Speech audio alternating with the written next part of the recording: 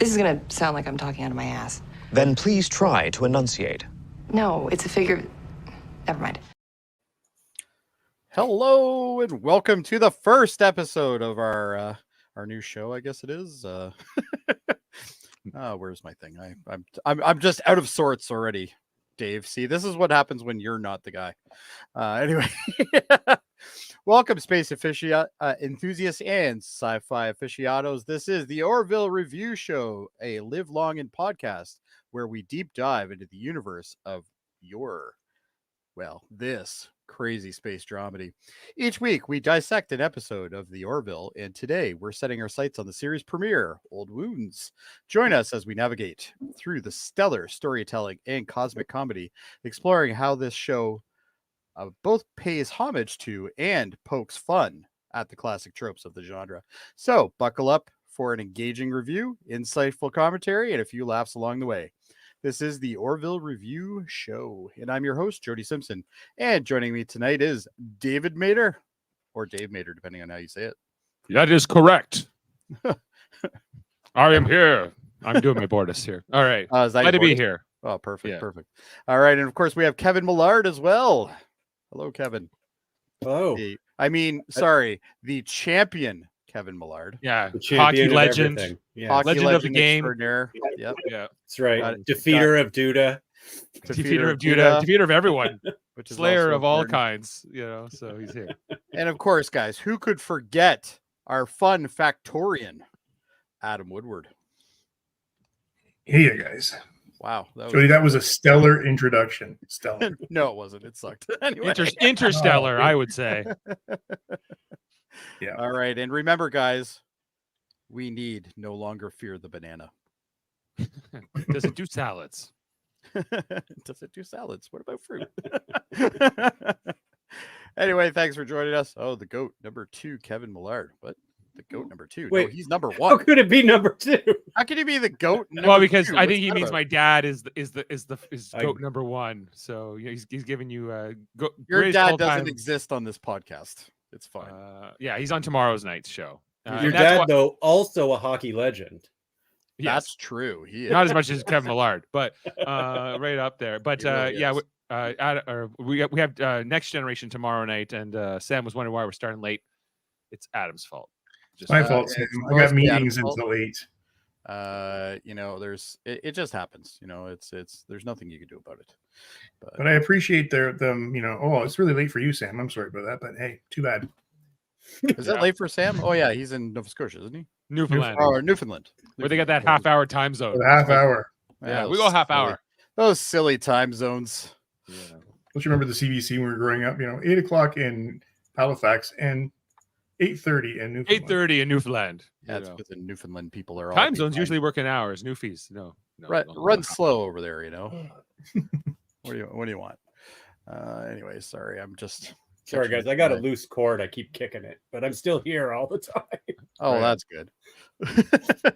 Anyway, shall we get into this, guys? I assume you've watched the episode because I did. Be here. Yeah. What are your thoughts, Dave? Better than I remembered. Better than you remembered, really? Yeah. I hadn't watched this pilot since it first aired. And I think I had different expectations of that going in back then in 2017. It was really marketed at the time like Galaxy Quest. Like this is going to be like the TV version of Galaxy Quest. And it's not. Like I would say it's got some of that humor, but it's kind of just Star Trek with a few more jokes is what it feels like to me. It really is. Yeah, it's supposed to be a little bit more humor, I guess. Yeah, and it is, and it's funny, but it's also it takes itself pretty seriously. And I guess Galaxy Quest did to an extent, but it's I think if you're looking for just Galaxy Quest, this isn't the show because there is a lot of drama in it. There's a lot of action in it, especially in the later episodes. First couple episodes, I wouldn't say it's too action packed, but it's not bad. But overall, I think it definitely pays homage to the genre. Like more than anything, really. And, you can tell Seth MacFarlane is a fan of Star Trek. And the money to do what he wants with it, So it was a pretty spectacular first season for sure. So overall, Yeah. Adam, what do you think? Yeah. So, guys, I didn't watch any of this until probably 21 when, we were in COVID and started getting Oh, into it really? then. So I watched it, I want to say in 21, and then I watched it again yesterday, the premiere. It was good. I get like you guys better than I remembered. Funnier than I remembered. Yeah, it's Right. got some good jokes in it. The banana one is still one of my favorite ones, but there's quite a lot in here actually. So maybe we'll touch into some of that later. I think the pizza party one is still the funniest one for me. And this when I rewatched this. Oh. Can we go? Oh, Boris, can we go to the pizza party? Can we go to the pizza party, please? Yeah. He turns into like this 11-year-old kid who didn't get Yeah. invited to the Can I birthday wear party. shorts on the He- bridge? he's- I already told you no. You know, I already told you this- no. this- I like the helmsman who he's like I just have a question.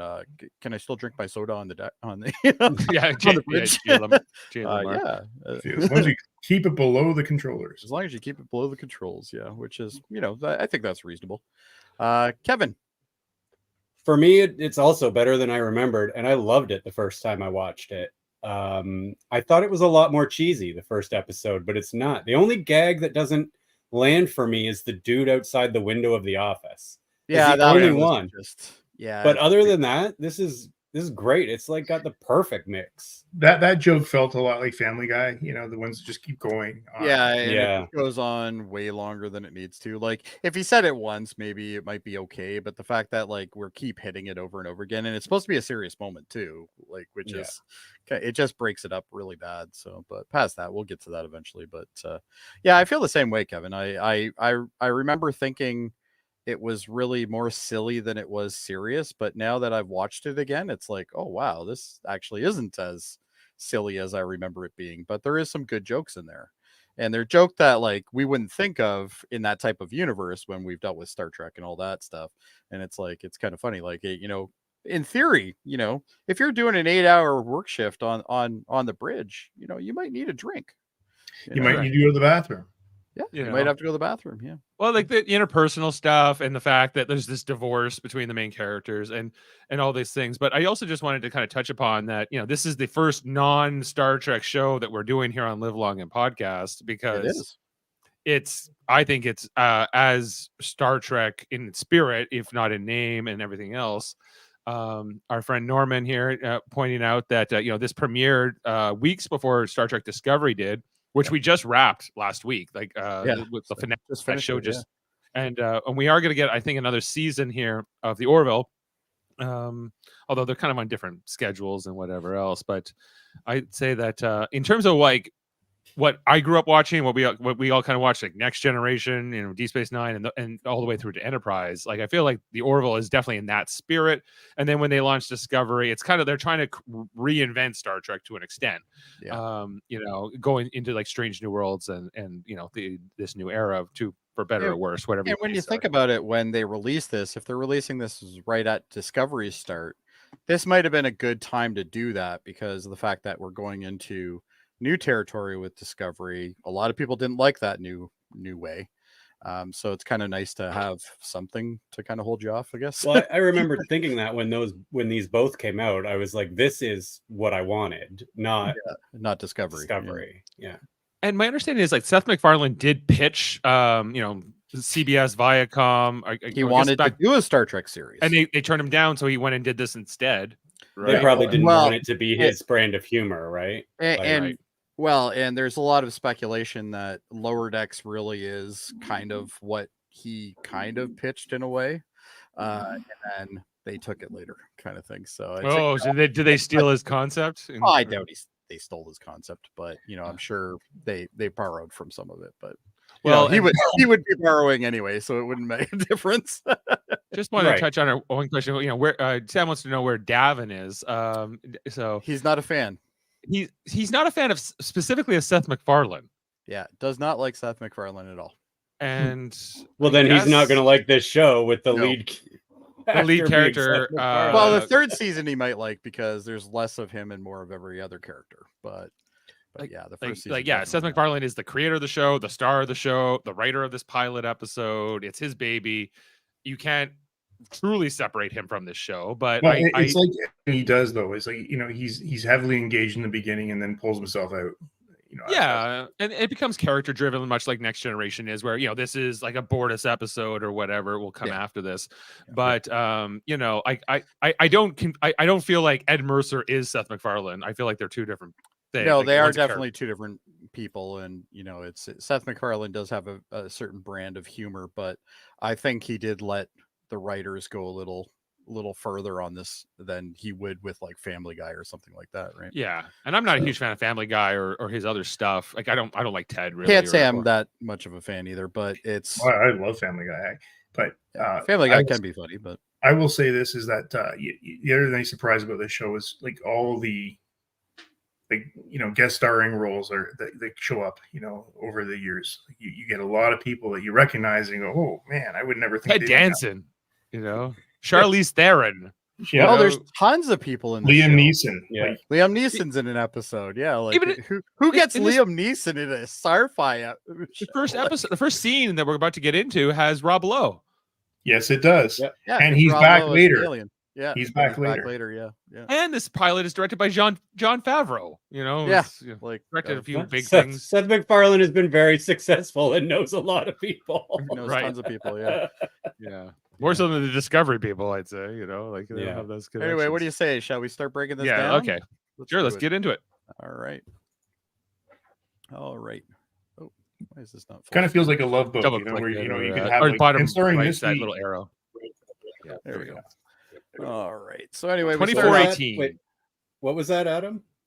I said, it kind of feels like a love boat. They could have like somebody, and guest starring this week is Rob Lowe. And You know what? Yes. That's actually a really good. That's a really good comparison because really it kind of is, because whoever is part of the episode, like the celebrity guest of the episode, is definitely the focus of the episode most of the time. Yeah.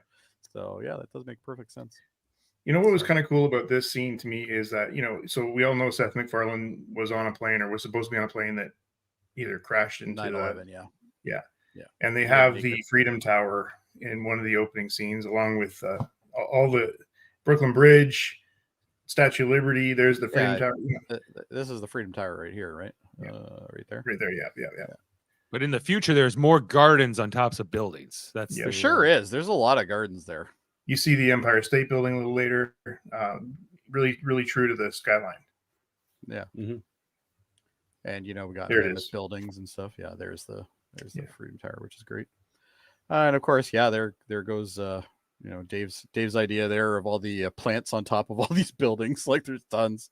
So Yeah, it's nice. It looks it looks like eco oh, we urban. lost Kevin. Oh, He's just he on hit here. his cord again. He's Ah. rambunctious. He's a rambunctious man. Anyway, did anybody get the vibe of 2001 from this pod that he comes into? I did. Comes I in thought with- that, yeah. and I thought it was very cool. Like you just show up at your door, and it's really no different than showing up with a car. But It totally reminded me of the Jetsons, where it's like, the car that just shows up at your house kind of thing and lets you out. Yeah. and also like the minimalist apartment that he's got. And Which is a set we'll see on another episode.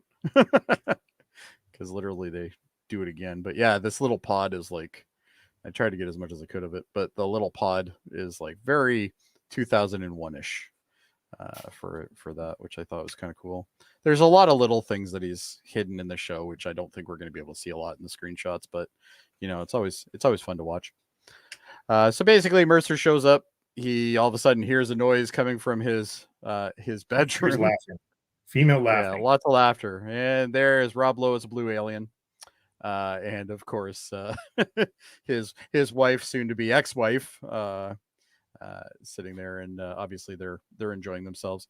Now, unfortunately, I have to apologize. I used the automatic screen capture, and it did not capture the spot where he actually splooges all over everything.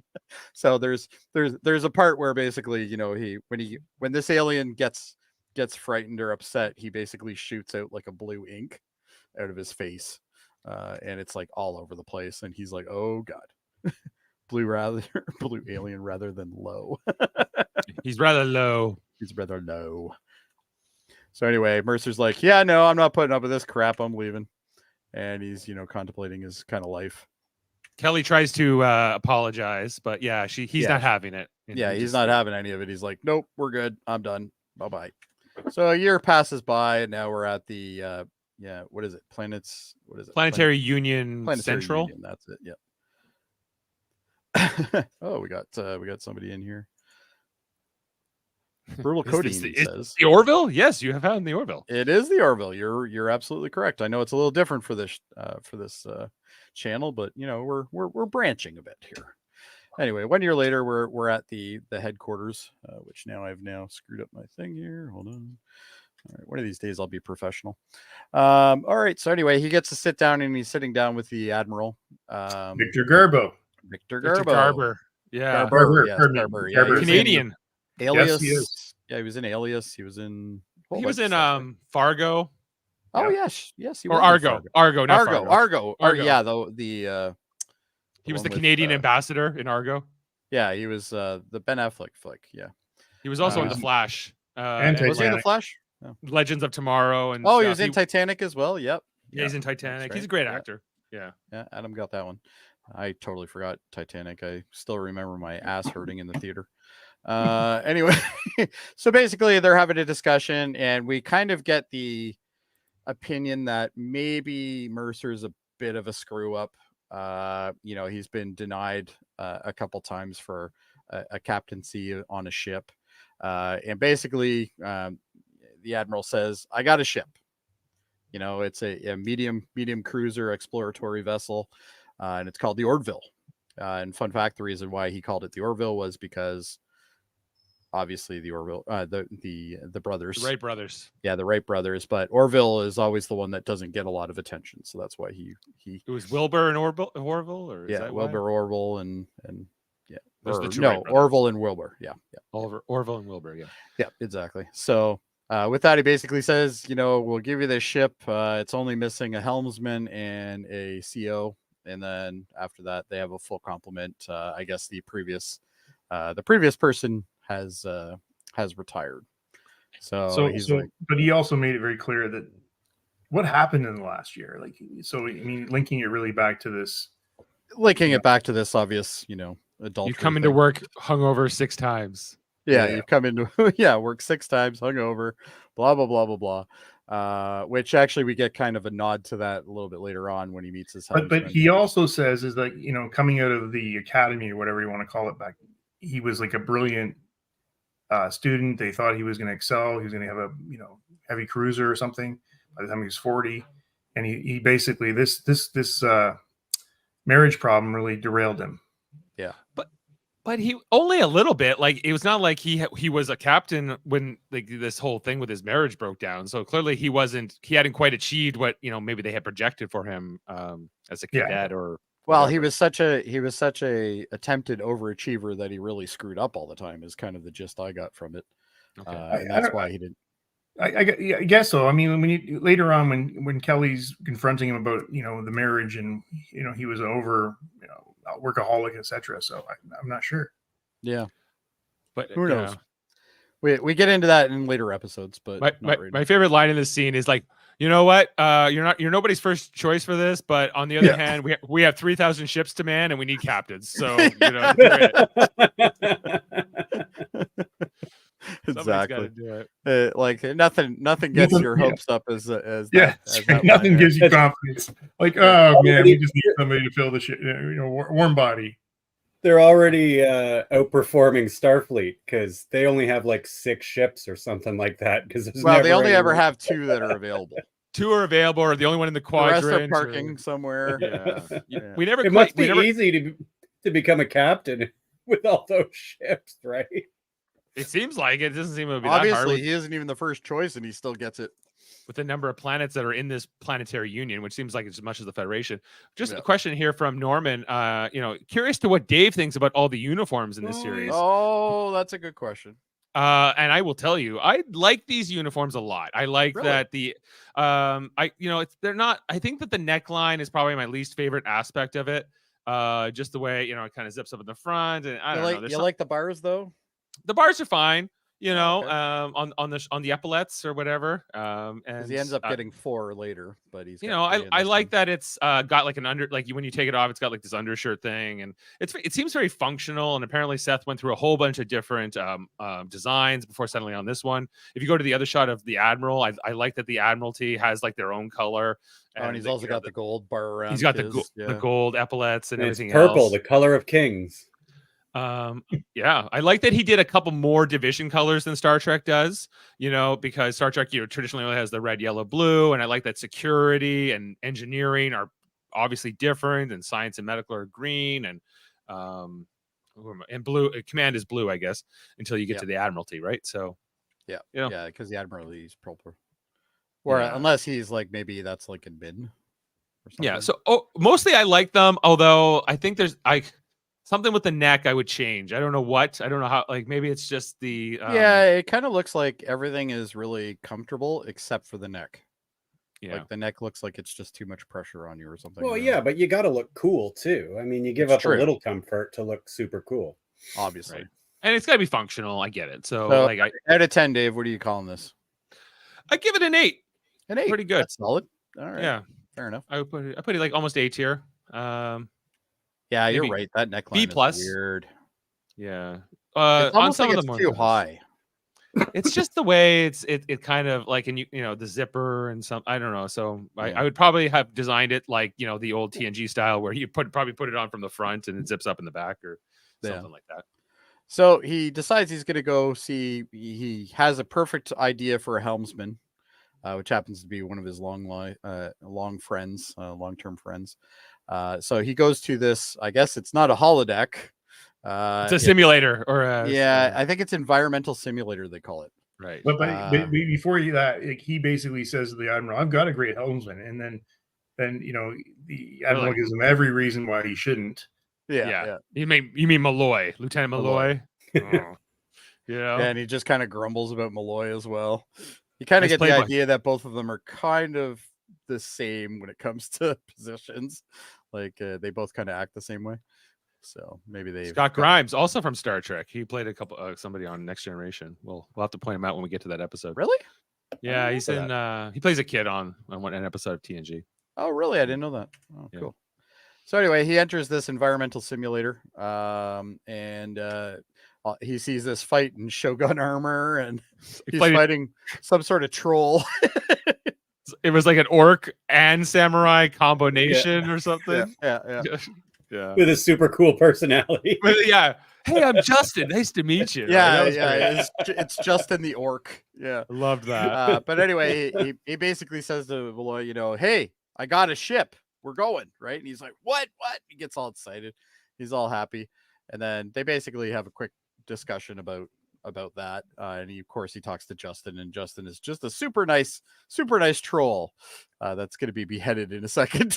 What I like about the jokes in this show is that like they make sense within the world that they're setting it in. Like you when you understand who Malloy is, you understand that he probably would create a holodeck, or an environmental simulator guy like this. That you know, it's not just done for the gag. For the gag's sake, it's done because, you know, it would make sense. Or that whole like little bit about him going pee later on when he's trying to talk to Kelly, like it feels real. It feels like this is like, you know, not forced. And all of that is in service to character development. It's not just a gag for gag's sake. Right. Yeah. It's all. It shows us that he is a little bit athletic. You know, he practices fighting and stuff like that as well. And we do see that later on in the series. Like Malloy, even though he doesn't go out a lot, you see Malloy actually like fight and stuff like that. So it's quite neat to see that and how they kind of do. And it's a bit of a departure from like how Seth MacFarlane normally does his humor. Like if you look at all his other things, it's definitely like, different humor. Yeah, like Family Guy, Ted, whatever. He's just hitting you with joke after joke after joke. Yeah, it doesn't have to make sense. And some of these jokes are very subtle too. Like they're not like in your face. They're just part of the scene, which is kind of nice as well. So, yeah. So anyway, he basically says, "Yeah, we got a ship. Let's go." And he's like, "Ah, sweet. All right, great." You know, he's very excited about that. And he's like, he goes to finish it. Oh, I missed it. But basically, he slices the head off of Justin. And then the "you win" thing comes up. You win. That's Hang totally on. fine. Justin would be totally fine with that. He's super cool. Yeah, Justin's super cool, man. Don't worry about it. So anyway, here we are going towards space dock, or whatever they call it. I can't remember what they called it. But space dock is fine. Looks I guess. cool. It's different design wise. I guess it like makes more the- sense than like the Utopia shipyards where you literally can build one ship. Well, this is so just a dock, right? So it's a more- dock, but you also see them later on. They're repairing things there as well. So Sure. it's pretty cool that way. But then we get to see Malloy. Now I think when I looked through this, we didn't get the one part of the scene, which is it was just after this. So Malloy is actually drinking beer. He's nervous. Yeah, he's nervous. He wants to make a good first impression when he gets there. 9:30 in the morning. 9:30 in the morning. Yep. So, which I guess really, is it really morning? We're in space. There's got to be a clock somewhere. There's got to be. It's Oh, 5 o'clock somewhere or something. Yeah, exactly. In some planet. But anyway, he's like, this isn't good, blah, blah, blah. So he's like, oh, I'll show you. And he starts it. Basically, Mercer's like, you shouldn't be drinking, blah, blah, blah, fly right kind of thing. And then all of a sudden, he's whipping around. Yeah, here he goes. He starts whipping around like all these different ships and stuff like that. And then he damn near gets killed by this big freighter thing. Like, I kind of wish that the crew took him a little bit more seriously as a captain. It seems, like including At the beginning, Malloy. they definitely don't take him as seriously. I almost get the impression that the previous captain was kind of like a very easygoing dude who just didn't like really follow the rules that much. And then you have some people who are like, diehard, like Bortus, for instance, he diehard rule. Yeah, Bortus does, but like, I guess because Malloy's his best friend or whatever. And Yeah, he has this camaraderie with him. I don't want Malloy to take him super seriously when they're just flying to the ship. Like, this was I like this. This is just people doing their job in space. That's what I like. Yeah, it's not a fancy thing. And It's same just- with Kelly, because she's his ex-wife and she has this familiarity with him as well. But she, which he is we the get- boss. He is the commanding officer. He is the guy. Yeah. But Yeah. whatever. So anyway, they end up coming over the space dock and they see the Orville for the first time. Mercer's super happy to see it. He's very interested in it. So Malloy's guys, what pretty do you cool think about of the Orville? Like first time you saw it? Okay, go ahead, Dave. I like it. It takes some getting used to because it reminds me a little bit of Voyager in its design. It's got like that arrowhead The shape front and, for sure, yeah. and you have to get used to like the quantum drive in this universe or the warp drive that we're used to in Star Trek, which kind of works almost the exact same. It's just kind of designed. They design like the nacelles or whatever you want to call them differently. But overall, I think it's functional. I like it. It looks good. It's overall, I think this planetary union ships all feel practical, which I like about them. So I like it. It looks to me like it came out of the ocean though. Like it does. Almost like Sequest. Remember Sequest? Yeah. But I like it. I think it's a nice ship. Still a ship. I like it too. I really like the interior though. I think that it feels more The interior I think is really well done. Yeah. It looks I like that they got that staircase up to the bridge, and we'll talk about the interiors. But yeah, like overall, like there's nothing wrong with it, but I don't think it's as iconic looking as like the Enterprise. Like or I think if something you like just put a picture of that on a shirt, people aren't going to buy much of it, right? Like diehard fans would, but it just doesn't scream. It, and actually, Norman says it in here actually, which is a good comment. I liked it, but I had to get more used to it with Disco by comparison. It seems TNG enough though, which is true. I think that's what he was going for. I think he was going for, make it different than Star Trek, but make it familiar as well. Well, I think he has to also worry about copyright and not being sued. So I'm sure. I'm sure there's there's something there that they could certainly do from it, but I think it doesn't.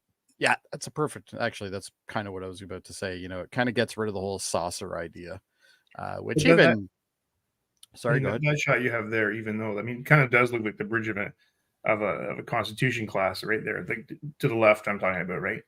Yeah. I think, that's supposed to be a bigger ship, right? Yeah. I think that's either a bigger ship or it's part of the space dock. Floating nacelles. Well, not till the 32nd century. Don't worry about it. Yeah, exactly. All right. So anyway, they come in. They decide they're going to go dock, obviously. So here they go, coming into the dock. Oh, don't forget how Malloy almost crashed the shuttle, showing off and saying, "Well, I got a beer. I will never fly." And then he nearly gets them. Yeah, killed. yeah. I already said that. They almost hit the freighter that was Yeah. going by. Yeah, he basically bounced off it. Unfortunately, the screenshots are rushed this week, so we'll try to get better ones next week. All my fault, really. Anyway, so now we're at a general assembly of all the crew. Obviously this is Mercer introducing himself, to everybody, hi, how you doing? I'm the new guy, that kind of thing. And basically, he does a little speech about how, he wants it to be an effective and, efficient ship, and, your usual captain's, thing that you say when you start off with a crew, right? I think we've heard that 1,000 times in different shows and stuff. It wasn't quite Picard's speech, but yeah, it's not a Picard speech by any stretch. So basically he says, after this, let's everybody. Can you go back to that wide shot too? So more on uniforms. That like utility gray suit you see on like the far right there. I don't think we ever see that beyond the pilot again. Like, I think actually part of that is the scientist stuff, because when you see in some of the later episodes, you see scientists in it. In that or at gray, least like lab guys. Because the green is the science division. Well, green is the absolute science division for sure. And so medical. I don't know, maybe they're helpers, or maybe they're like. I got the impression that they were enlisted people or something, but you don't really. I don't remember seeing that uniform. After maybe they're like the janitors or maintenance or something. That's kind of what I assumed. Mm-hmm. Like not the non-officers, the non-commissioned. Yeah, exactly. Yeoman. There you go. Right. Not as hot as the yeoman we know. All right. Anyway, so yeah, he basically dismisses everybody but the senior staff. So the first person he talks to is Aaliyah. That's not right, is it? Aaliyah? Yeah. All right. Well, maybe I should have that in my notes. What are these? Who are these characters? This character here. Hold on. Let's just get this right. All right, you go ahead. Lieutenant Alara Katan. Alara. That's it. Alara. As played by Halston Sage. Yes, and she looks totally different in real life. Like, they do a really good job of makeup. Like, her forehead isn't that big, and she's a blonde and everything. Yeah.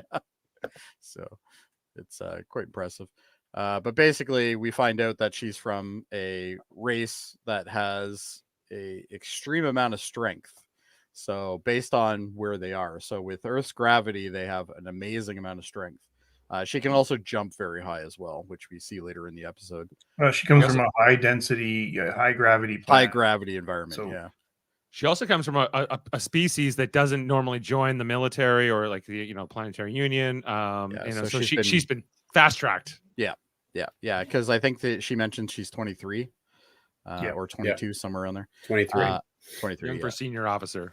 Yeah, and she's basically a senior security officer, which is probably fairly unheard of in this environment normally for that range, because everybody is a little bit older in this show than, like, she's literally the youngest person on the crew, for the most part. Other than the doctor's kids, maybe. Yeah. Well, doctor's kids, yeah, but I don't call them crew really. But anyway, so we have her. So basically, Malloy is very interested in the fact that she's awesome. Because Malloy is just one of those guys. I think he already looks hungover, quite honestly. I think that's part of the look, yeah. Yeah. And he was like, oh, that's amazing, blah, blah, blah. And he was, you're the first one to, ever serve on a Union ship. And she's like, yeah, it's because no, she's not the first. Not the first? Oh, no, but there's only a few of them, because she'll be replaced. She gets replaced in the second She season. said Salayans so rarely join that that they get fast tracked when they do join. You're right. But there's not a lot of them. Yes. Yeah. So then he moves on. He moves on to what's his last name? Well, this is Lieutenant Lamar. John Lamar. John Lamar. That's it. Played by Jay Lee, who I think was like the receptionist at Seth MacFarlane's office or something, and he got this job. Oh, really? That's yeah. Maybe we'll see that in Fun Facts. But yeah, no, and it basically his entire conversation, he's not interested in anything other than he wants to make sure that he can drink his refreshments while he's working. Well, the whole thing about his character is, at least in this first season, I won't try to spoil too much about it, but he's he's a brilliant guy, and that's kind of alluded to in this first conversation. Like, you're a level 10 pilot, but all Lamar really cares about is like, hey, can I have soda? I really get the gist that this is supposed to be kind of a homage to Jordy, because literally he gets promoted into that position later on. He becomes the engineer later, but that's the engineer, yeah. Right. But he's he's way smarter than people think he is and stuff like that. But I don't think Jordy came in with this kind of attitude. No. Jordy was a lot more formal. Jordy's always been a try-hard. He's been a try-hard, especially with the ladies. But anyway, so he's concerned. He wants to make sure he can drink his soda while he's on duty. To which Mercer responds, "Yeah, you can do that as long as you bring it." See, and I like that. That's what you would ask at your job. Like, true. Am I allowed to have drinks on? So my last boss was cool about this. Are you going to be cool about this or no? Right. Yeah, exactly. Oh, there you go. Actually, Norman just answered that question. Gray as civilians. Okay. Maybe that's why I'm not remembering it, because I don't know what another civilian character on the show has been. Yeah, exactly. Of course, every time I click on that, I end up having to screw up my thing. So then we get on to Bortus. Bortus is a very interesting character. He basically finds out that he's from a race that is only one sex, which is male. We later on find out about their birthing systems, but that's in another episode. Possibly. Bortus is he's like the straight man. He's the Worf kind of character on the show, but different. Also the second officer of the ship. I love that there's a dedicated second officer too in this universe, instead of just being the next department head. So that there's when the captain, the first officer go on a mission, there's sort of a Bortus is the next one in, and then after that it's the security chief. So no, it's Lamar after that. Is it Lamar? Yeah. Because after he gets promoted. After he gets promoted, yeah. Because the next episode it wasn't him. But so basically we find out that, and then he also finds out that he only urinates once a year, which is another fun fact about Bortus's race. It's also a fun fact that Seth MacFarlane does it 2 or 3 times a night. At least 2 or 3 times a night. That is unfortunate. Yeah, it's unfortunate. Everything that Bortus says in this show is gold. I love almost all gold. I love that exchange, because he says that is unfortunate, and he just the way Seth MacFarlane. And then Seth MacFarlane's like, it really is. Yeah, he really. He puts his head down and everything. Yeah, his delivery is his deadpan is so good. His deadpan is really good. Yeah, for sure.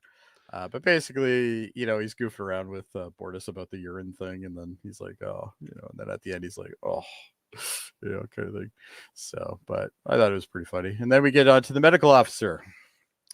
I think I've seen her before. Yeah, she looks somewhere. familiar. Yeah, Yeah, we've seen her. It's before. almost like she was in another show that we've reviewed before. Yeah. Oh yeah, it's Cassidy. That's right. She's now in the Union. She's Penny Johnson. Penny Johnson. Yes, she's a great actress, actually. She's a lot of fun in the show too. She's they give her a very dominant attitude, but they also make her very likable, which I think. And they give her. She has a lot of story. Like she does. She becomes a main character, a really a main character, and not like a side note like she's Crusher. Awesome. Yeah, she's not like a side note like Crusher or some of the other people.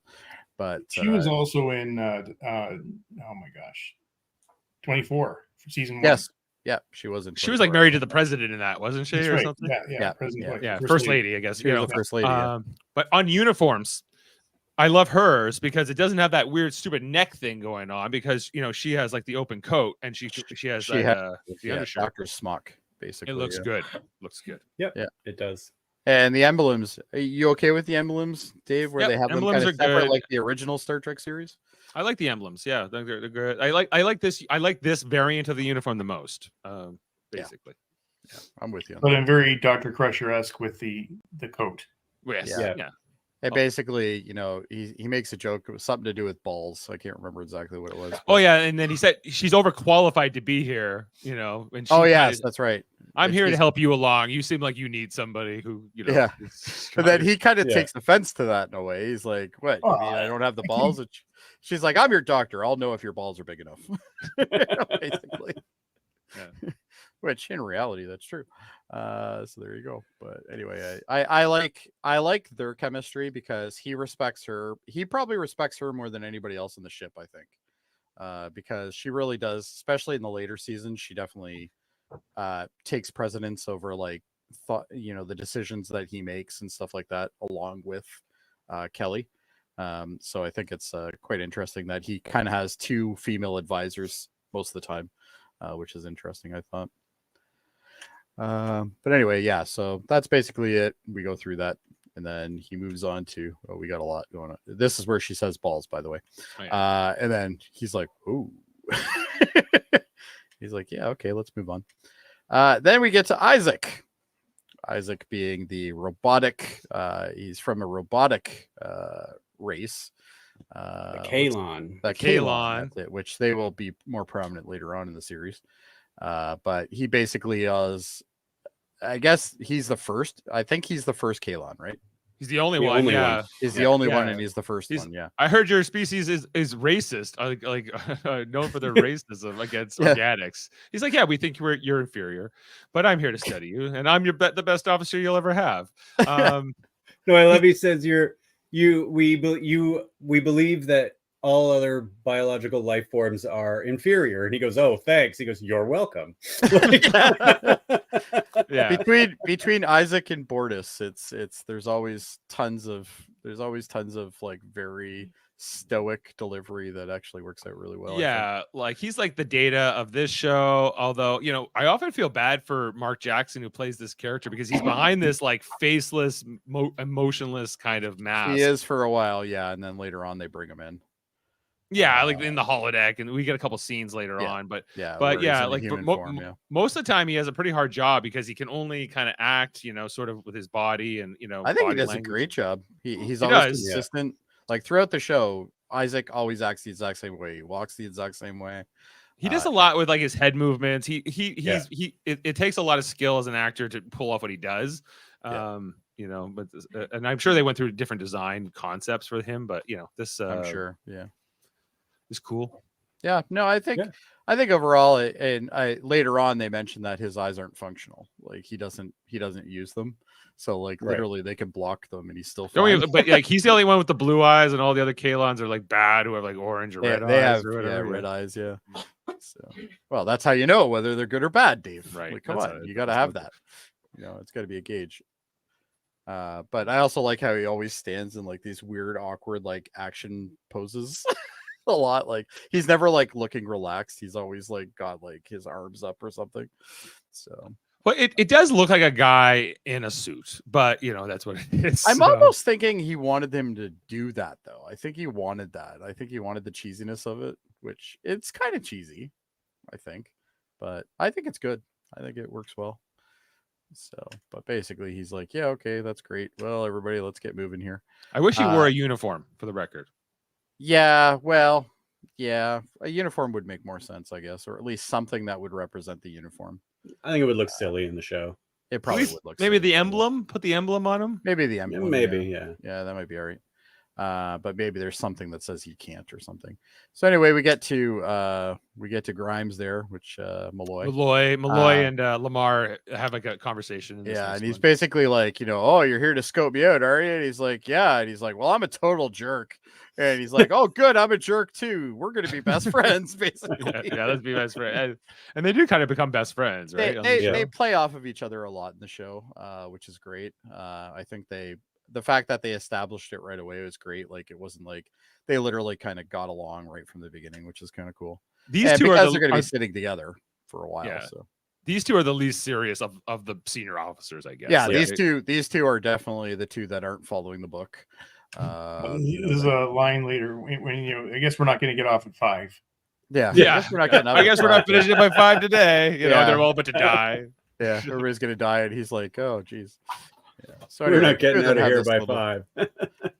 We need to speed this up a bit, but it's basically now we have a conversation with the admiral which I think we're on space dock right now. I don't think we're actually on the Orville, are we? We're on the Oh, Orville, maybe but we it's are still there. it's still in dock. It's still in dock, yeah. So anyway, the admiral's like, yeah, we don't have a CO for you.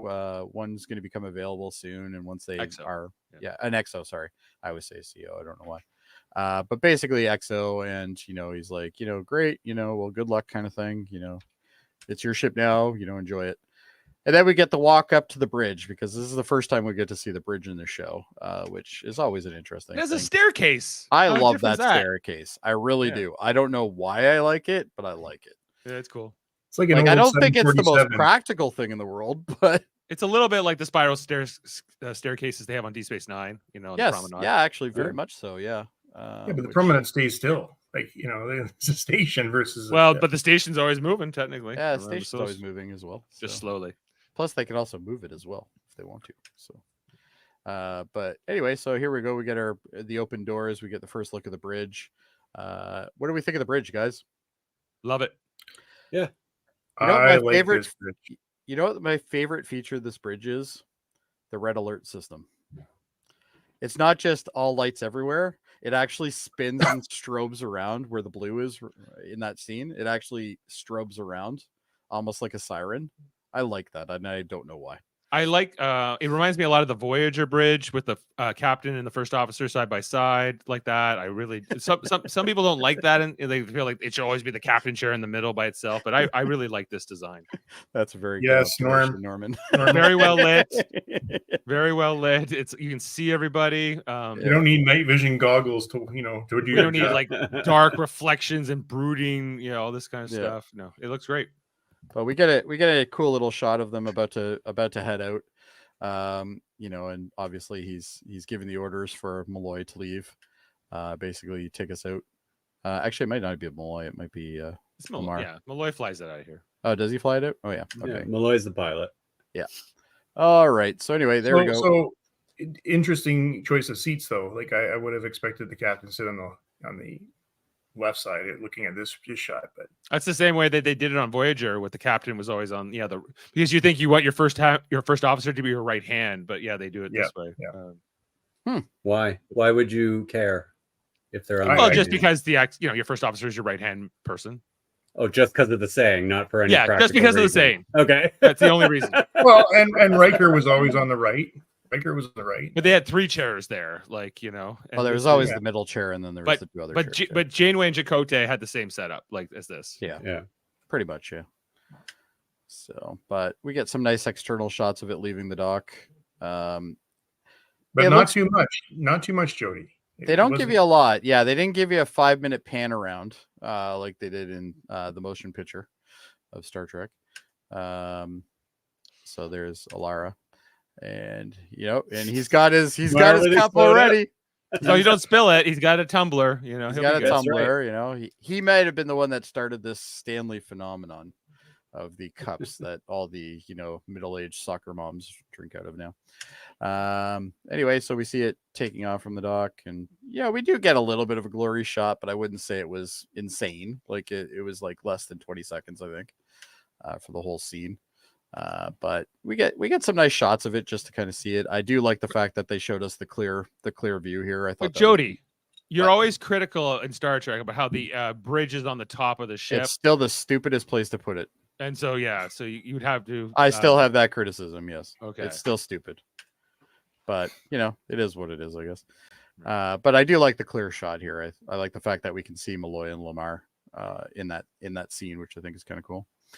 And we also get this big, huge hatch thing here, which we don't know what that's for, but I'm assuming. But it's for yeah, you something. get a sense of scale here too, right? You do get a sense of scale, yeah. So it's not a huge ship, but it's big. Yeah, it's you like know. Voyager size. I feel. Yeah, like, the maybe a rings, little the bit. back rings, I definitely am not that much of a fan of, but I kind of grow on. They grow on me after. Yeah. But we get to see a nice little back end view of it, which is pretty cool. The fact that it only has one shuttle bay is kind of weird, but what can you do there? What happens when that shuttle bay breaks? What are you going to do then? Nothing. Anyway, and now we see all the crew on the deck, of course. And Mercer's like, "Well, let's fly this out." And There's they're no gone. like engage or anything like that. It's just like engage quantum drive. Or I guess he does say engage. But He does say engage a lot, and I'm pretty sure that's obviously an homage. But he says engage a ton in this show. Actually, I purposely tried to count it just to see if I could see how many, and there's a lot. Throughout the whole show, he says a lot. So, but basically, they're at this point, is this when they find out that the CO is available? Well, yeah, they're on this 19-hour trip to the planet, and then along the way, they're on this planet to do a supply run, or at least right. they think it's a supply run. Routine supply run. Routine supply run. They're like, okay, great, blah blah blah. And then they get the call from the admiral. They get the call from the admiral that says an XO has become available. And he's like, oh, great. Who? It comes and to his private like, viewer. She's like, the admiral wants it to be private, so we'll send it to your console. He looks at the console and he's just like, ah! He just, No. And he runs off. But imagine being somebody who works on this ship, and this is a brand new captain, and he literally runs out like a little kid going, no, and he literally runs out. Like, what's that impression you get, you know?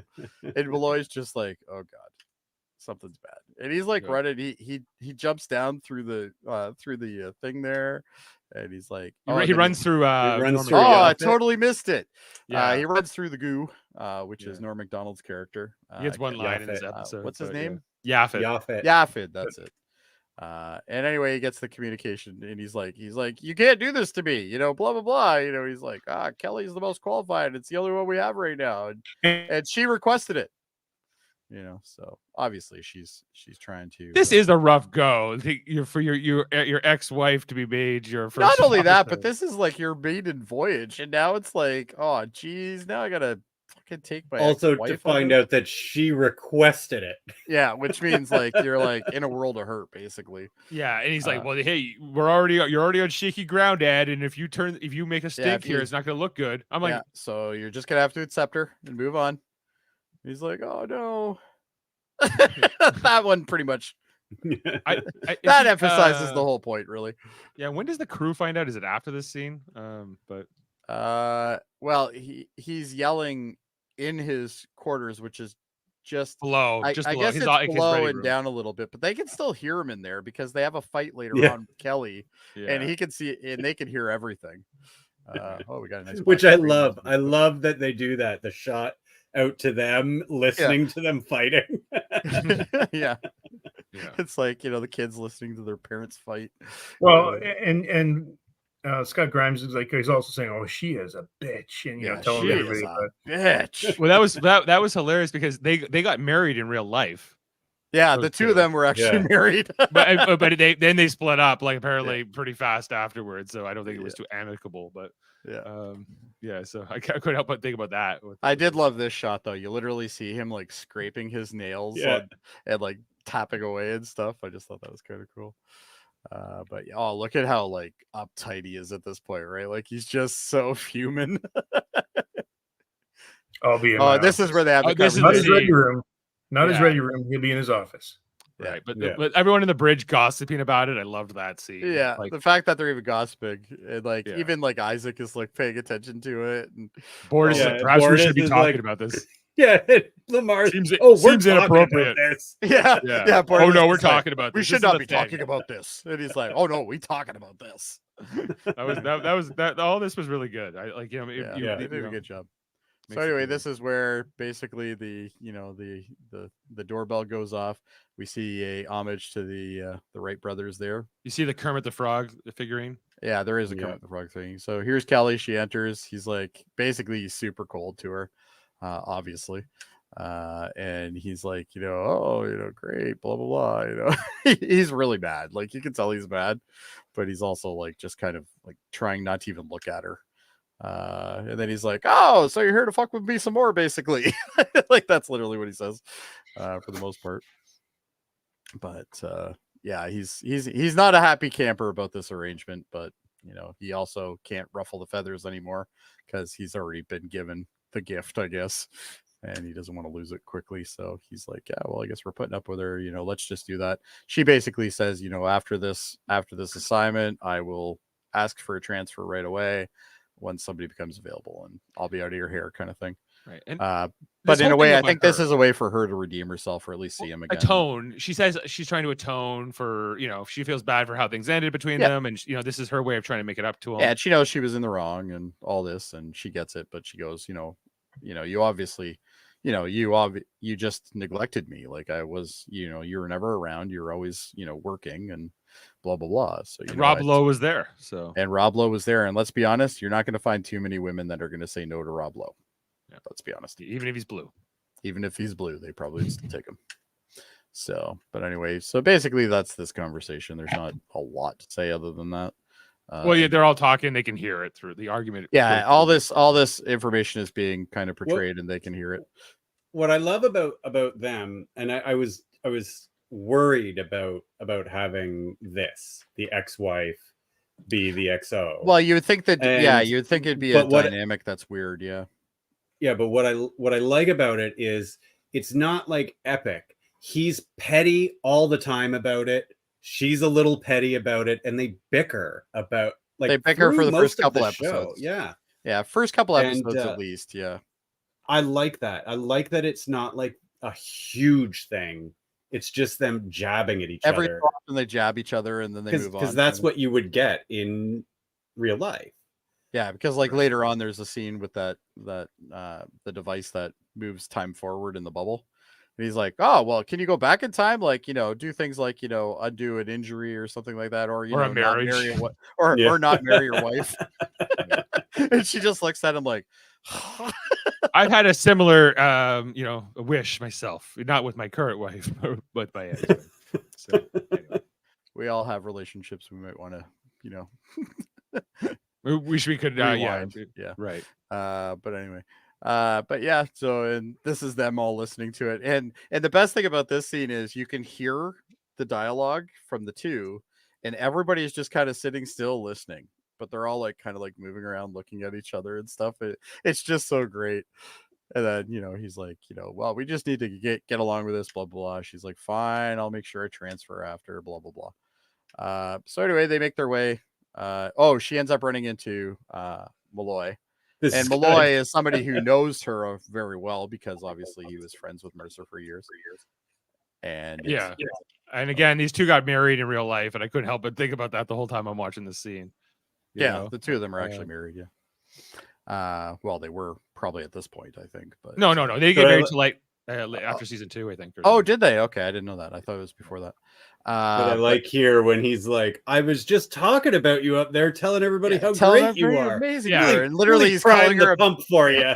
And she buys it completely. She does. No way she does. She knows. No, she's not buying into it. She knows who Malloy is. She knows what he's about. She's like, yeah, okay, whatever. Because when he leaves to go to the bathroom, the look on her face is just like, fuck off. Like, exactly. Yeah, whatever, you jerk. Right. But the two of them are, bringing up the appearance, when you're, they pretend to be like, they have like sort of this tension between them, but it's like, but it's good. It's funny. Yeah. So it's a good time. But anyway, he's like, can I, he's like, oh, I'm just on my way to go to the bathroom. Like, which is something you would never hear in Star Trek. Like, it was very rare, right? Like, nobody'd be like, oh, never on my way to the bathroom. Only once. And it was Malcolm in his suit on the fucking pin to the outside of the ship. Yep. It's the only time. This kind of reminds me of Babylon 5. Because in Babylon 5, the guy who played Garibaldi, Jerry Doyle, he was married to the one who played Talia Winters in real life, but then they split up, and then they were still on the show together. Do you guys know about that? Babylon 5? I'll never know about it, Dave. Doesn't matter. All right, anyway, so Dave's like, screw you and you're biased. But basically Malloy's like, he's like, oh yeah, no, I was greasing the wheels for you there. Everybody's all happy about it and shit. Like even this screenshot kind of portrays exactly how she feels. So he's like, yeah, no, I'm not buying this. And he's like, I kind of have to go to the bathroom. Can I have permission to go to the bathroom? Would that be cool? That'd be great. She's like, yeah, okay, that's fine. And then he's like, just going this way, blah blah blah. So she's like, oh, like even that, like you're like, yeah, okay, yeah. So, and then she's like, well, we didn't get it in the screenshot, but basically like she kind of like turns her head fast and she's like like that, and she just kind of rocks away. So anyway, they end up arriving at the environment that they're supposed to be delivering all these supplies to. The scientific outpost, yeah. The outpost. It's Babu. It's Babu. Yes. The That dog's man licking has- his balls in the background. That dog's sitting there licking his balls. That was Also, great. And everybody's just like looking at it like, So here's another, I think, Enterprise outreach there with, it's a beagle, so Captain Archer's dog. Oh, maybe. Yeah, I didn't think about that, but it could be. Yeah, for sure. Could be. it's Yeah. also Papa Bashir. It's also Papa Bashir. Papa Yeah, you're Bashir right. as I was well, like, yeah. it's Babu, but yeah, it's also. And there's yeah. an awful lot of Star Trek alumni in this show as well. Like Yeah. there's a lot of characters that Well, yeah, and like there's Star Trek, even right, like Brandon Braga, and like some of the people who worked on Star Trek are on the crew and the Yeah. writing staff and everything. So that's why it has the feels. It's got the feels with more humor, I guess. But yeah, so basically it explains, I can't really get into it, but we don't actually need supplies. Blah blah blah. Can maybe you can come down, kind of thing. We can talk. I don't really want to talk about this over this. And he's like, but you do know like it's illegal to like tell us to come here for supplies, and then like that's not true. So blah blah blah. You can do And- time for that, she yeah, says. you can do time. Yeah, you can do time for that. And he's like, oh, well, just come down, blah, blah, blah. And then they're like, okay, well, the two of them are on their way. And then they say something, but I can't remember what it was. Bortus gets left in command. Yeah, Bortus is in command. They get. I can't they remember leave. what that comment was. There but- was a little quip, but I think it had something to do with, maybe she's not such a bitch or something like that. No, that's Something like- later. Oh no, that's after later. in the yeah. episode. Yeah. Okay. So anyway, they land on this this very Star Trek-esque type science thing here. very California-esque, I would say. Very too. California-esque. Yeah, for sure. Most likely a real building. Yeah. So anyway, they get out of their ship. I do like the scale of their shuttle. It makes more sense because I always found that the shuttles in Star Trek, the scales were off. Like you would always feel like they were bigger inside than they were outside. They were almost like a TARDIS. It was Mhm. kind of weird, but I just find. I noticed he had to dip his head when he came out. Of Yeah, it. yeah. I Yeah. actually like that. I think that's a good thing. Like you got to make it to conform within. Like it has to have nacelles for what it does because they do have the ability of doing warp or whatever they call it. Quantum drive. Quantum drive, yes. So they do have a quantum drive, although not as far, but they do have a quantum drive in these things. So it's kind of cool. He ends up greeting the scientist. He kind of introduces all of his officers, and then there's another joke about wives or something like that here. I can't remember exactly what it was. This is he introduces his ex-wife. Oh, and his says- ex-wife. He doesn't say his XO. He goes, "This is my Yeah. ex-wife, Yeah. Kelly." Yeah. Yeah. He's like, oh. And then she's just like, "Fucking asshole." Just petty. I that's what it's my Everything's favorite petty. part. He's everything's just just petty. petty yeah. and bitter and distracted, I guess, as well. And he's like, "Well, let's go have a look in the lab, and we'll But show he you doesn't. something." He's not forthcoming about why he won't tell them that they came. He's Not really, yet. Yeah, elusive about it. yeah, he's very elusive about it. They're walking through this science building, and the doctor's very excited about it. She's like, "This is really impressive." Blah blah blah. Kind of like almost like she's envious of being able to work there, I guess. And then we end up seeing this aquatic creature going through, Lead botanist, you mean? which turns out to be the lead botanist. Yeah, there he is. And that's actually the lead botanist of the center. But everybody's like thinking like it's like an experiment or something. But oh, bless you there, Adam. Thank you. Yeah. So anyway, they're looking through stuff. Here you go. Here's another guy, and then he introduced that these are redwood seeds With tardigrade DNA. with tardigrade DNA. I Yes. love it. Which Uh, this was interesting to me at the time that Discovery came out, because then they have tardigrades as well referenced in Discovery, and they were kind of both doing stuff with tardigrades, coincidentally, I guess. Or maybe anyway. maybe it's an homage. I don't know. Who knows? I guess it was a Whatever. recent scientific discovery, so maybe that's Yeah, why I guess it's in both maybe. shows. But But I also like the alien makeup here. I think he looks great.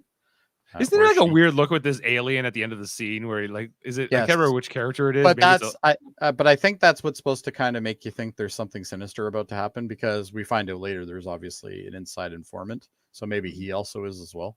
maybe. Because he does give a really dirty look to somebody at the end.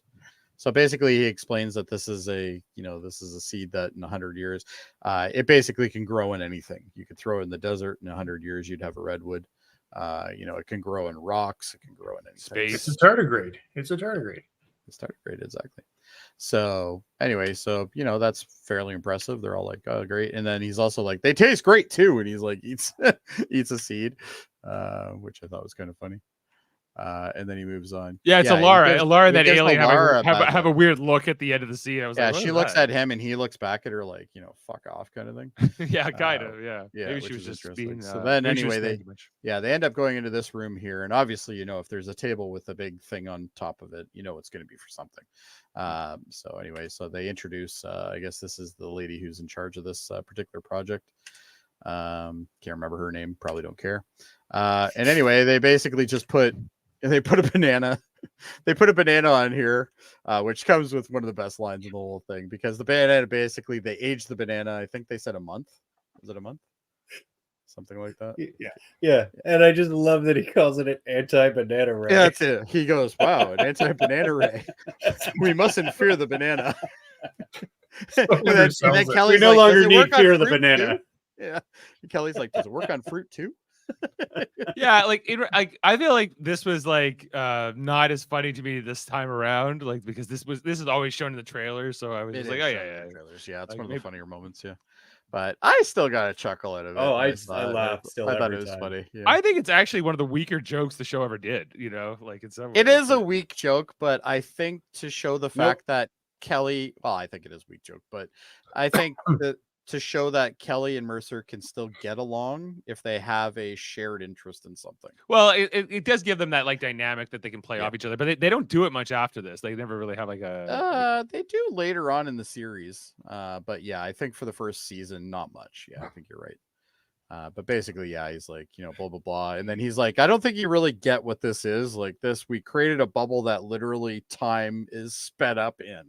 You can grow crops in a blink of an eye, but you could also like use it as a weapon against an army, etc. Exactly. So with that, obviously, and then Alara says, well, you could also use this as a weapon. You could age an entire army in seconds. This could be a weapons issue as well. And this is why the Doctor is concerned.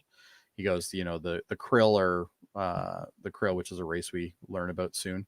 The Krill basically are. We want to make sure they don't get it, kind of thing. And you get the impression that the Krill is kind of like the Klingons in the original Star Trek, like not a lot of communication between them, but that they are going to fight. So yeah, that's kind of what the Krill are. It's an enemy. It's an enemy. It's an enemy to the Union. So basically, yeah, so Alara's like, yeah, no, this could be a weapon. Like, this is brutal. Like, this is bad. And he's like, well, but think of all the good things it could do, blah, blah, blah, which obviously that's always the case whenever we see something like this in one of these series. He's like, do you want to see what 100-year-old banana looks like? Which I had to admit, I liked that line because it's like, it's so unexpected. You're just like, no, why would anybody need to see a 100-year-old banana? Like, you already saw a 30-day one that's pretty much already dead. Like, there's not much more to do. And they kind of, he basically, he signals up to the ship, blah, blah, blah. On his comm scanner. On his comm scanner, yeah. So this is what's going on. And then, obviously, they're interrupted. They're interrupted by this chap with what appears to be a Glock painted white with a couple things attached to it. But it works, I guess. It's no Enterprise phaser for sure, but yeah. Do we ever find out why this guy was helping the Krill or working for the Krill? No. I don't think it really matters though. Like, we just know he's a double agent, and shots get fired and stuff. This scene where he pushes the Doctor into the thing, yeah. Hopefully it gets the old part. There it is. Yeah. Oh boy. But only her head. I guess only her head got aged, and but this didn't look like a fun way to go. No, that didn't look like a good way to go for sure. But she falls down, blah blah blah, and then Bortus is like, "What's going on there?" Yeah. He's like, "By the way, a Krill ship just showed up." Yeah. Tell them the Krill come in peace right now. But the one thing I did like about this is the Krill. I get a lot of Romulan vibes off the Krill. For obvious reasons. Romulan, kind of Klingon, but its own thing too. Yeah, its own thing for sure. But the fact that they show you the scope and the size, it's like, oh boy, that's a big ship. And that's actually one of the smaller versions of their ships. They have bigger ones that you see later on, which are like 5 times the size of that. But they're pretty cool ship, and it's a head-on exchange, which is kind of cool too. And they're like, oh yeah, great. There's a Krill ship here, blah blah blah. They launched some fighters. Yeah, they launched some fighters out of the things, and now they're in red alert. I'm hoping it gets a dock shot because I do like that.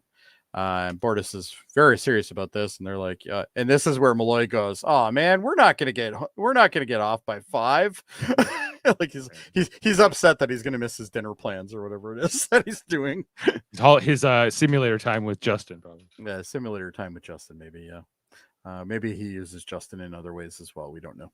But anyway, so this I don't even think he's named, is he?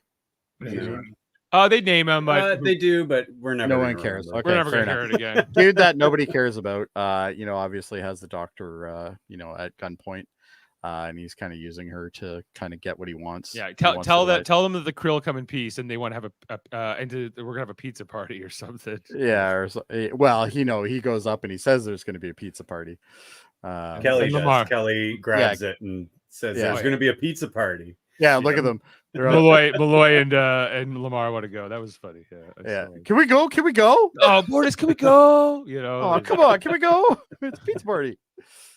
So anyway, they grab the device, and at this point they're fighting the Krill.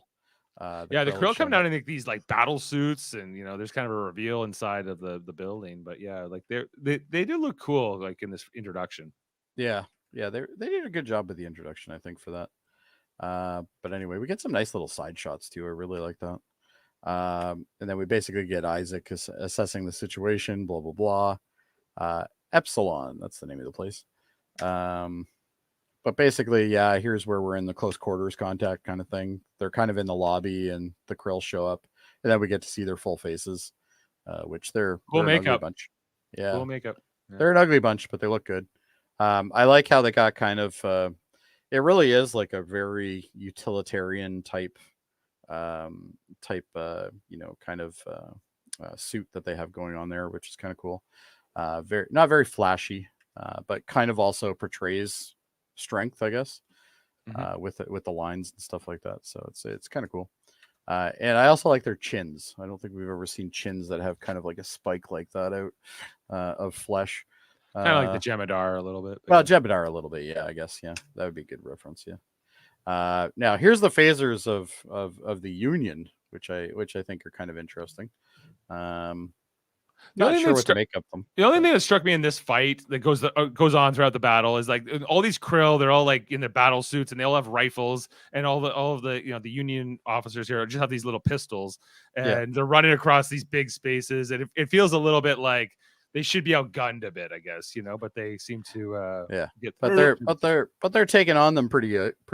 I don't know if you've ever heard of this. It was a very long scene. Yeah, I don't know if you've ever heard of this show called Star Trek, but it's exactly the same in that show. The good guys always have better aim. Yeah, well, they do. True. Yeah, that's true. But you see them running through corridors and stuff like that. The Krill are on their tail, kind of thing. We get kind of a little bit of a look. They have kind of almost like a machine gun type situation here, like as an SMG type thing. And then now they're getting shot at by the ship. So with that, obviously they're trying to do maneuvers, and they're trying to figure out what they're going to do. And Malloy says, oh, well, let's thread the donkey or something like that. Hug the donkey. Hug the donkey. That's it. Hug the donkey. Which turns out to be basically just fly around the ship on stupid angles and not get shot, which is, I guess, not a bad theory. To buy some time. Buy some time, yeah. So he starts doing that. He starts flying around. Obviously they're zipping back and forth, and they're moving around. But it's going in and out. The thing I liked about this is that it took a lot of damage. Like, 2 of the 3 nacelles or whatever they call them, engines, I guess, were taken out during the battle and stuff like that, which I thought was kind of cool. Because a lot of times, like, when they introduce the ship, like look at the first episode of Next Gen. The ship didn't get any damage. There was nothing happened to it. There's no space fight in the first episode. Yeah, there's no space fight at all. So it's like, it's nice to have a space fight right out of the gate. But basically they're going into like this kind of this locked safe door thing, and he's like, and then here comes the repeating line that Mercer uses a lot, which is, Alara, open this jar of pickles for me, which I don't know totally why, but Yeah, open the jar of pickles. There you go. So anyway, we see more of a fight outside near the fountains and stuff like that.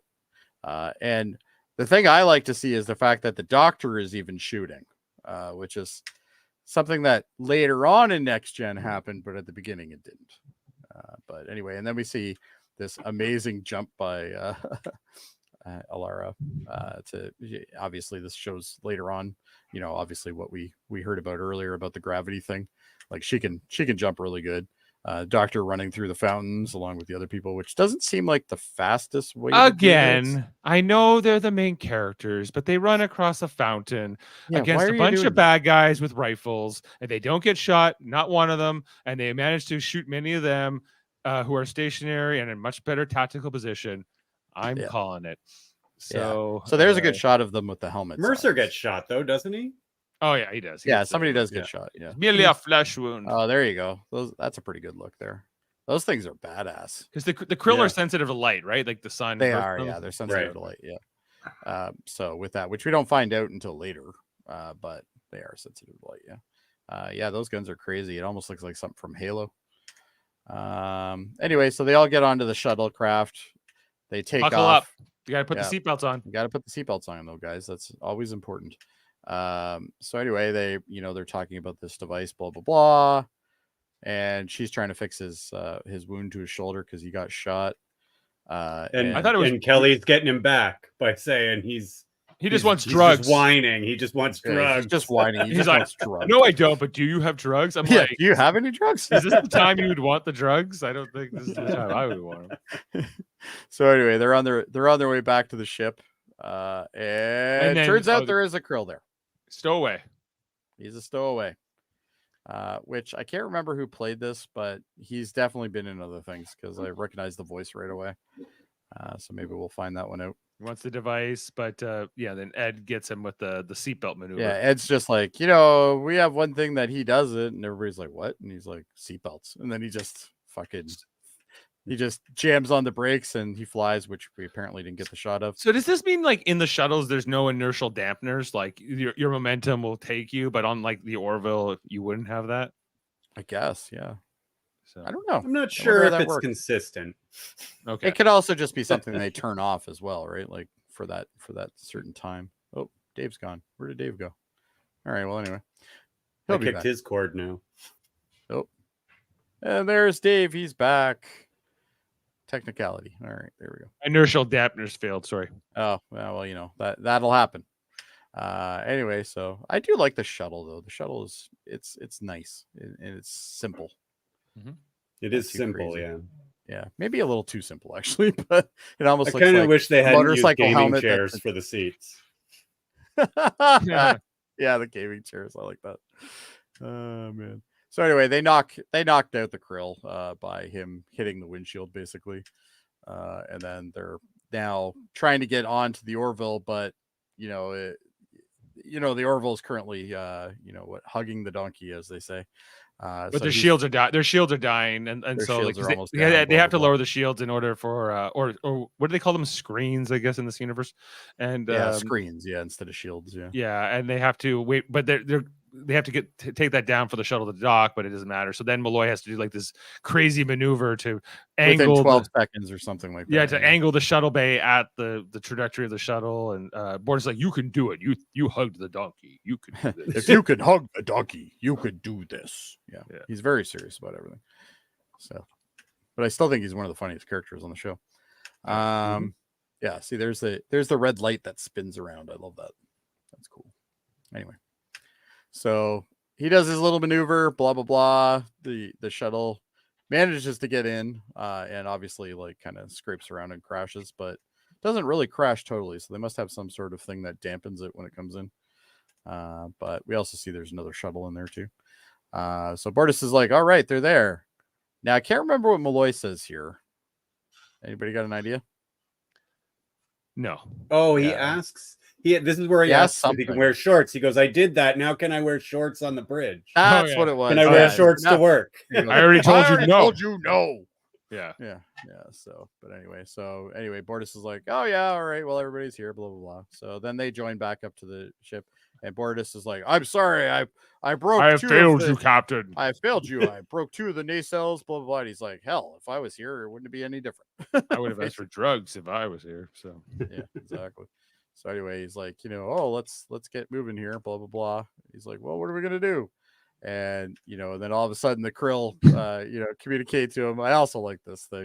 do you like this gag where he's like, no, I like this gag, even though it's stupid. But I really like it because I don't because you never see anybody on Star Trek on an off angle. Like they're always perfectly centered all the time. this is kind of a tense situation for him to be like, can you please move over? Like, I don't know. But it was a way to delay as well, right? So like he was also delaying time. He is right? trying to stall. So Yeah, he's trying to stall as much as possible. So anyway, he's like, yeah, I think you can take a couple steps over. This A lot of whole- dead space. This A lot of dead space is yeah. just killing me here. Just It's all I throwing can me focus off. I on. can't concentrate. Yeah, I can't concentrate at all. So anyway, he's like, okay, blah blah blah. So he ends up running, and then I guess he says, basically, give me the device. You have so and so to comply. Blah blah blah. And she's like, well, maybe blah blah blah. And they got him on mute, but yet he can still see everything. But anyway, so he's in the middle now, which is good. And she's like, well, maybe we could, I got an idea. Blah blah blah. And No, you missed the whole part where they talk. They talk to him about their marriage. oh, that's He- right. Yes. he- Oh, I'm They're sorry. I going totally on forgot and about that. on about, and he's like, marriage is work. Yeah. Marriage is work. Oh, you have to sacrifice on both sides. Yeah, This was funny. That was funny. That was pretty funny. good. That was better Yeah. than the screen joke for sure. But yes, totally. I totally forgot about that. They totally Uh, distract this Krill guy with like, yeah. yeah, it's funny. I wish they did that in Star Trek more. So basically, the two of them are bad mouthing each other for the most part. And then she gets an idea. She's like, "Well, why don't we just give him the device?" And Mercer's like, Well, yeah, the Krill runs out of patience, right, with this whole Yeah. discussion, and then eventually, they're like, why don't we send him the weapon? But then and everybody's like, "Why are you giving him the weapon?" with the And then redwood she's seed. like, "Do you still got some of those seeds?" And Mercer's like, "Oh, I do have one in my pocket." I don't know how she would remember that, but I guess she did. But It was anyway, only a few minutes ago. it's a redwood seed, and he's like, "Oh, that's not a bad idea." He's like, "Okay, yeah, we're gonna send a shuttle over on remote, and we'll give you the code once it gets over there," which should be a first indication to any species that that's a bad idea. But Yeah. it works. We're not sending a bomb. Don't worry. Yeah, don't worry, it's a not a bomb, unmanned shuttle. It's not a bond, just an unmanned shuttle. I do like that this universe has no transporters, so they have to send Yeah. things, physically. Yeah. So Norman, I like has too given us that the shuttles score are already. fast. Like Yeah. they take off fast, they dock fast. Like it's not you're not not like- waiting Yeah, you're not for waiting the half an hour. scene or for the Yeah. door So to she's open or she's any got of the that. official Airlock.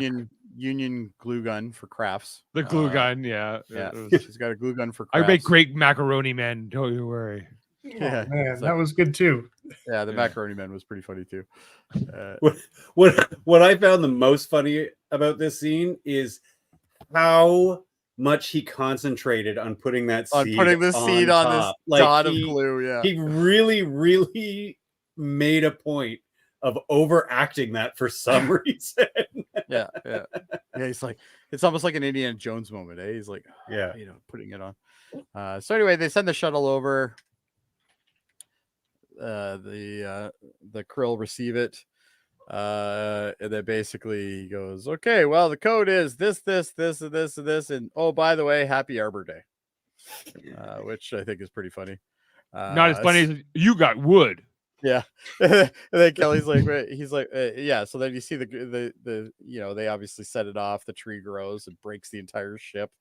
Happy Uh, Arbor Day. yeah. I like Arbor Day better. I didn't have to think about it. I know it's trees. Yeah.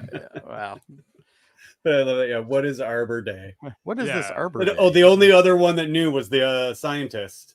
Yeah. Right. But then they're like kind of a weird Yeah. reference. Basically, but- this huge tree just grows But instantly. the funny in thing ship is and when he blows it up. concedes and goes, "Yeah, you're right. Yours is funnier."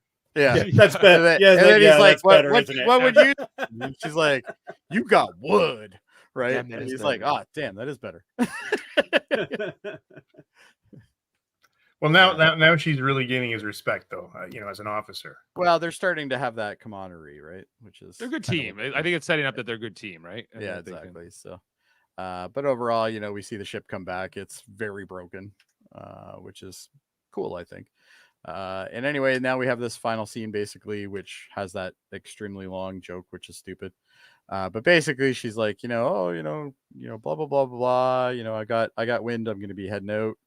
And he's like, well, blah blah blah. It wasn't too bad, I guess. All that. He asks her to stay. Yeah, and he's like, maybe you should stay. And I guess she kind of has this idea of not to, because she's like, probably not a good idea. But anyway, and then we have this stupid scene where it's with, oh, we're trying to talk here. Like, that guy could hear you. Like, come on. He ain't gonna hear you. He doesn't know what the hell you're. It didn't bug me, but it was kind of like, it was dumb. It was just I didn't need it. Too long. I didn't need it. It's an extra. Especially with the amount of laughs you had in the show already. Like, this was just the worst one. Like, it was bad. So anyway, but they basically have this kind of a little bit of a heart to heart here. And she's like, well, kind of gotta go, and he's like, you gotta stay, like it's fine. And then she kind of, I guess she at the we still don't see Kermit. I guess I got no screenshots. No, he's very small. You have to go back a few shots. Yeah, he's right there. Yeah. He's that little right there on the far right. They bring him in as a plush toy later on. Oh, he's a plush toy. Yeah. Okay. Which I was looking for the plush toy. Because they made this before Disney acquired Fox, which is originally where they made this, right? And Kermit's now a Disney property, or the Muppets are a Disney. So they probably had to pay for the rights to use they had to it, ask for permission at least, right? At least, yeah, and if not, pay for it because it's Disney. But did Disney acquire the Muppets at that point? Yeah, I no. This is the point where Fox, still was independent and hadn't been acquired yet. No, but I mean, did Disney own? Oh yeah, they had owned the Muppets since like the 80s for a while, right? Yeah. So with that, he would have had to ask permission from Disney. But Favreau is also tight with Disney, so. Oh, that's true. Favreau is the in with Disney. Yeah. And he directed the episode. So it probably was a pretty easy ask. But anyway, she's like, yeah, okay, I guess I'll stay. And he's like, fine, let's be friends. They shake hands, and then at that point, we go back to the Union headquarters. Where we think we're going to see Mercer talking, but it's actually Kelly, and he's like, so does he have any idea? Right. So what do you guys think about that? These two kind of made this plot, where we're going to promote Ed to captain, and then I'll be his first officer, but this will actually show you guys that he's actually, he got promoted because of Kelly, though, because Kelly she went to bat for him. Yeah, she went to bat for him, and I guess Kelly has. I think that she felt so guilty about her transgression. This is also a good way to show that her character isn't the bitch that everybody thinks she is, right? Like she clearly has motives that are not for her, like they're for other people, which is great. And that's kind of what you want in EXO, right? So she's got a tough gig here. Like, she's playing a character that right off the bat she's a cheater, which is going to make her tough to like right from the bat. Yeah. By the end of the the audience episode, isn't going to like her. Yeah, but by the end of the episode, I liked her enough. Yeah. Yeah. So, but I love her name, Kelly Grayson. It's a great name. Kelly Grayson. Yeah, I'm sure that has something to do with Batman, but because McFarlane McFarlane likes Batman too. So, but anyway, and then we got our credits. So that's where we're at, boys. So what do we think of that first initial episode of the series? Still good. It's good. Yeah, I think it's good.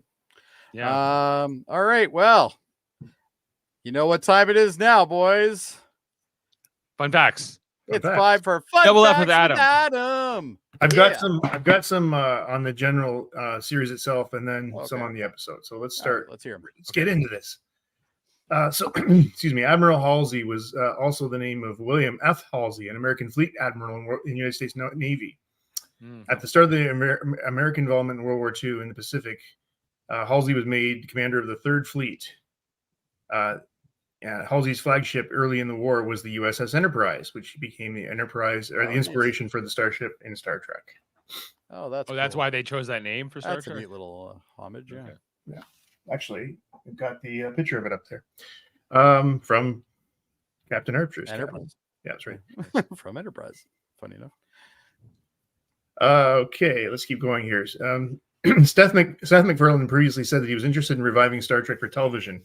The Orville, a not so subtle Star Trek homage, premiered the same year as Discovery, as we talked about earlier.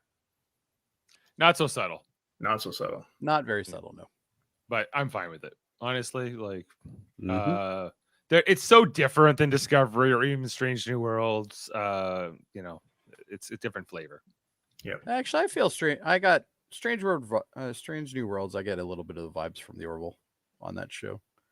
Some of the camaraderie that happens between the characters, I think, but it is definitely more serious. Well, I think a lot of these shows have camaraderie, well, I mean that type though, like the type of the friends and stuff like that, and the jokes, maybe the more jokes, lighthearted part of it. There is some jokes in Strange New Worlds too, yeah. Lieutenant Commander Bortus resembles a Klingon. Bortus was also the name of a Klingon ship that Gowron commanded in Star Trek Next Generation. I thought that. Yeah, I never looked it up, but yeah, I remember when I first heard his name, I was like, yeah, I remember something about that.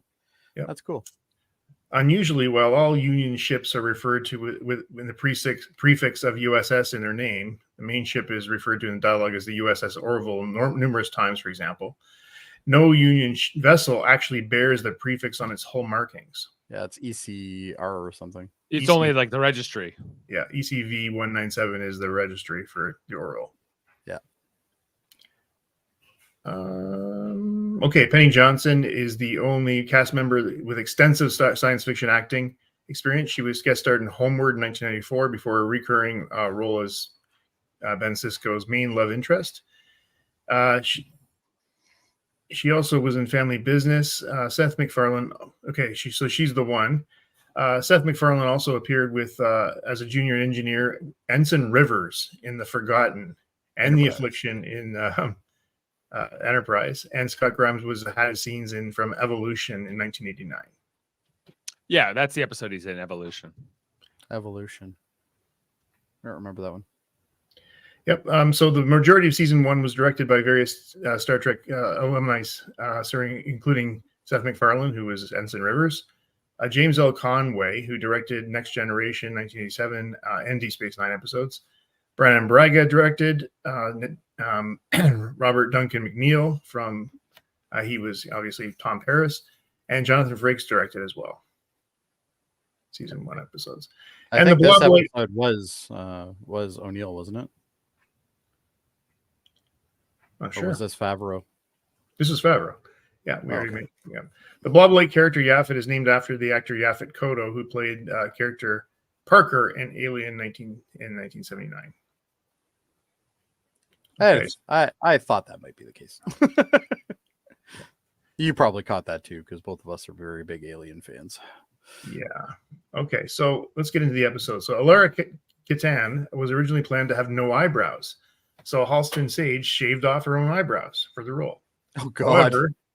However, the resulting look was received poorly, and for the remainder of the series, she can be seen having false eyebrows on. Yeah, it was better with the eyebrows. That's dedication. Yep. Near the beginning of the series premiere, there's a scene that shows the bridge from the outside of the ship. This recalls the opening scene of The Cage, the first Star Trek production ever filmed. Oh, yeah. The Epsilon Research Center was filmed at the same building that served as headquarters for the San Angeles Police and Demolition Man. That's where I've seen it. That's where I've seen it. I love that movie. Yeah. And the Institute is the same building used multiple times in Star Trek, mainly as Starfleet Academy as well. Okay. Well, that's why it looks so familiar too. Okay. Yeah. And if you guys from Star Trek Next Generation episode Evolution, here was Scott Grimes back then. Oh my God. What was that episode about? What is the episode about? Not really. It's okay. That's quite the outfit. The Enterprise approaches the Cavis Alpha binary system to perform astrophysics research under the guidance of Dr. Paul Stubbs. Stubbs. Okay, so that's the one with the that's the guy from Scrubs. Ken Yes. Jenkins. Jenkins, yeah. It's a Guinan episode too. It is a Guinan episode, yeah. Yeah. Anyway. I don't even remember that scene. That's so weird. I'm gonna have to I think it's a very quick scene. He mostly deals with Wesley or whatever. Yeah. Okay.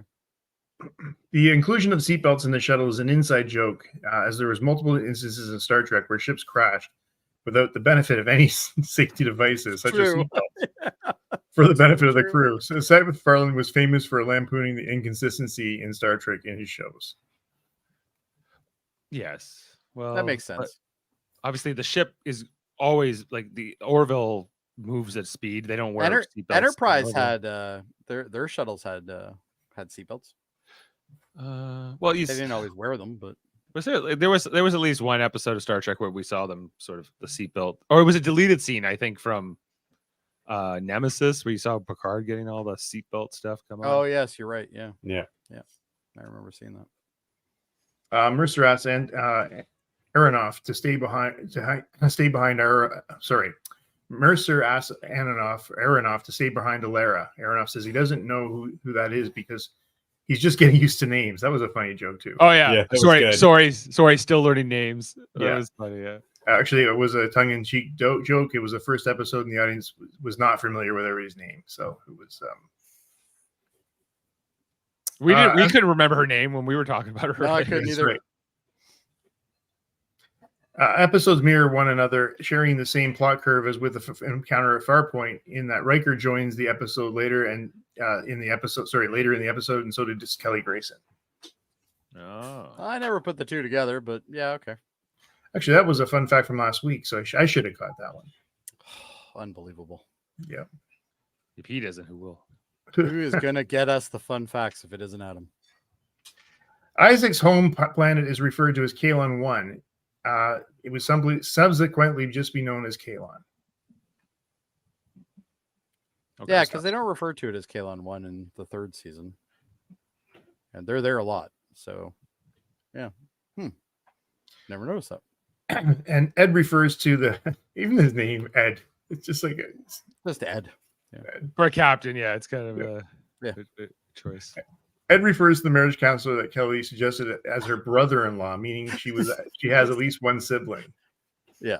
Admiral Hawley says that Grayson's father was a good friend of him, implying that her father was deceased. This provides rare insight into her family and past, which is not generally discussed beyond her relationship with Ed. Yeah. Yeah, I don't even think it's been brought up ever past that. And then finally, during the senior staff introductions, Isaac's referred to as a science and engineering officer.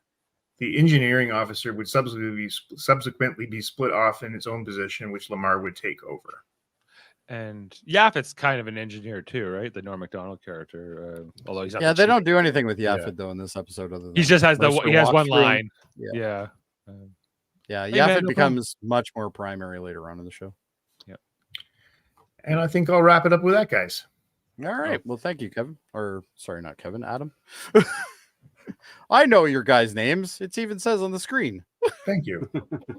we do that to all right. Easier. So do we have a ratings board? Yeah, let's rate this. Because Mr. Statistics would have it. Well, we won't remember later. Let's get it done. As well. Okay. Well, Old Wounds, Jody. I think you're up first. Oh, geez. I have to be first, do I? I'm going to give this a solid 9. I think this is a very good. It's a very good premiere episode. I think we kind of hit all the marks we need to hit. We learn who they all are fairly quickly. Like by the end of this episode, I have a good idea what all the characters are for the most part, with the exception of maybe Boris. But okay, 9 from Jody. Adam, you're up. I'll give it an 8.5. I liked it a lot. It was good. Good introduction. It went by quickly. I can't remember season or the next episode at all, so I'm ready. Let's go. Well, consider I just watched the encounter at Farpoint last week. Do I have a column for Murphy? Why are you doing this to me, Murphy? Okay. I don't have a column for you right now. Oh my god. All right, Murphy. You could be Jaemeel. All right. Until Jaemeel joins us, if he wants to join us. All right. What's he giving it? An 8. He gave it an 8. Okay. I'm taking Davin off here because he's probably never coming. All right. Probably not. And probably a 0 every time. So yeah. Was Seth MacFarlane in the episode? 0. -1. -1. He wrote the episode actually. Then -5. Okay. This is me, Dave. I'm going to give it a 9.5. Really good. Wow. I am as well. 9.5. I think for just start of a series, this is near perfect. Okay, there's something wrong with our math. Because there's no way that's a 7.5. It might be counting the zeros that you hit. Maybe. Hold on. Spreadsheets with Dave. And now we are moving on to a Spreadsheets for segment. Dave. Spreadsheet. Oh, because Davin Zero is It's fucking bringing it down. I'll just take him out. There we go. 8.9. That makes more sense. Yeah, there we go. We're All better right. off now. 8.9 is our average. See, Davin was cursing us right from Right from the beginning. Even when Yeah. he's not on the show, he can show it. He's bringing it down. 7.4 is the IMDb rating for this episode. So that's about 18.2. As we mentioned, Favreau directed. McFarlane wrote it all. And it came out in 2017, set in 2418 and 2419, which is further along than even Star Trek Picard, equivalent. And that's that. All right. And some other scores here from some viewers. Norman gave it an 8.7, so he's pretty much spot on where we were. Same thing with Sam. Sam gave it a 9. Sam gave it a 9, but I don't think he actually ever watched it. He just listened to us talk about it. Oh, you think so? Maybe. I think He literally says earlier in here, like, I have never watched this, unless he had watched just this episode. Maybe he only watched this episode. Yeah. Yeah. So maybe he's going to follow along, which we encourage everybody to follow along. So maybe he never seen it. This is my first time. There you go. Yeah. Okay. There you go. He's seeing it. All right. Well, What's episode 2? Command performance. Command performance, yes, which is actually if I recall, that is a Bortus episode, and I believe that's the technology advanced Caliban capture imprisoned Mercer and Grayson for exhibit in a This is great. zoo. I love Yeah. this. Okay, Oh, this is the zoo one. Yeah, you're right. Yeah, but this is- Alara gets left in command and all that because Bortus. yeah, has to lay an because egg. Bortus is sitting on an Yeah. egg. And that's Yeah. before Lamar's promoted and everything. Yeah. Which, when we see the egg, we're gonna have to discuss that because I have no way that came out of him. I have And he's no idea how that would have come out of him. It was directed by Tom Paris himself, Robert Downey McNeil. So. That's where I got the idea. Yeah, I knew he was directing one of the episodes.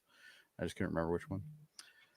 All right, Dave. Well, Dave, we do have other things on the umbrella of Live Long and Podcasts, mostly Star Trek. Well, except for this episode. So this is the first. This is the non-Star Trek. Renegade series now. The Renegade series, if you will. Yeah, of course, we've done all kinds of Star Trek reviews here on the network over the years. We've done D Space. We just wrapped D Space Nine. We just finished up Discovery. We'll be back for Star Trek Prodigy July 1st, as the second season is going to be coming on Netflix. So I'll be back with. Did that Davin. get picked up for a third yet, or no? No, not that I know of. But this is about season 2. We're talking about season 2 coming out July 1st. And whenever other new Star Treks come out, we're going to talk about those too. So, Eventually. and then we have our science division where we have the debates and trivias and long formats, and we have an interview coming up with a Star Trek writer in the near future. Which one? His allowed his to say name Ron Rubin, I believe. Rubin. No, that's the X-Men guy. That's next Sorry. one, yeah. There's another guy we have coming. It's not scheduled yet, but it's coming. Oh, well, when it's scheduled, we'll make sure we tell I you. have to go into my DMs with Davin to remember his name. Oh, well, you don't got time for that yet. Yeah, I don't have time for that. All right. And then we'll plug all the UFP stuff with our little trailer at the end. Yeah, we have a little trailer, but well, final thoughts, anybody? I'm excited excited for for the this. rest, or what are we doing Yeah, here? we'll check out the Next Generation tomorrow. We'll be talking about the newest episode. Absolutely. Well, not the newest episode. We'll be talking about a really old episode. Well, we're really late on that one. Yeah, from 1987. We're talking about episode 3. It's almost the oldest episode. Yeah, it's the second oldest. It's the second oldest episode, yeah. Yeah, so that we're doing the Naked Now tomorrow. Naked Now, right? Yeah. We have on tomorrow. We have Adam and Callie and Jane and my dad. So Oh, nice. I can't wait to watch that. That's check gonna all be that good. out. Even Callie, eh? All right. She's Yeah. joining the Federation. She kind of enjoys this episode, and Oh, I can't wait to see her on. That would be great. Yeah. We're gonna talk all about that. I'm really curious to see what my dad says about this episode. I would be surprised if your dad even watched it. Is this his first time watching this one? Oh yeah, I don't think he's Yeah. watched any Next Gen. Yeah. he maybe watched the pilot in '87 with us and then never again. Then he was Oh, like, no, but no, Kirk. weirdly, I do remember him watching All Good Things, the finale, for whatever reason, because I think it was just like a huge moment. So sometimes Yeah. my dad will watch It things was a like pretty that big moment, though. I when remember that ended. Yeah, I remember like the TV Guide had like a big like finale, big huge finale episode that had a whole bunch of pictures in it, and I remember like the promos on TV for that were insane. Like I remember my dad even watching the Survivor finale of season 1, and he never really watch. So that he's a bookend viewer. Then he only watches the first and the if there's a last lot of episode. hype, if there's a lot of hype about something, he'll check it out. Fair enough. Well, I'm sure he'll enjoy it though. Yeah, I'm sure he will. But remember, it was a different time, Dave. We didn't know yet. It was the 80s. We hadn't. It was the 80s. They didn't know. Yeah. They didn't know any better. Right. And with that, well, I guess we can sign off for tonight then, Jody. think we can. But check out the other great stuff in the United Federation of Podcasts, as we'll show you here at the end. All right, you're gonna do that though, right? Yeah, I guess I'm waiting to see if you have some kind of sign off, but I don't know if you do. I don't for this. We're still working on our exit strategy. Okay. But for now, let's just sign off with our lovely faces and your promo video. All right. Well, can we do this still? Is it Live Long? Absolutely. Sure, we why can do not? that. All Why not? right. Live Long and Podcast. We'll see you next time. All right. Beam up some Star Trek content with Live Long and Podcast. Tune in to X-Rated, the X-Men animated review show. Artistic interviews with graphic histories. A roundtable movie discussion with Hey, did you see this one? And movie reviews with Hold Up, a movie podcast. And while you're at it, spin a few records with Eamon on Track. Watch us duke it out on trivial debates. And let's chat about TV with the Super Mater Brothers. It's all here on the United Federation of Podcasts.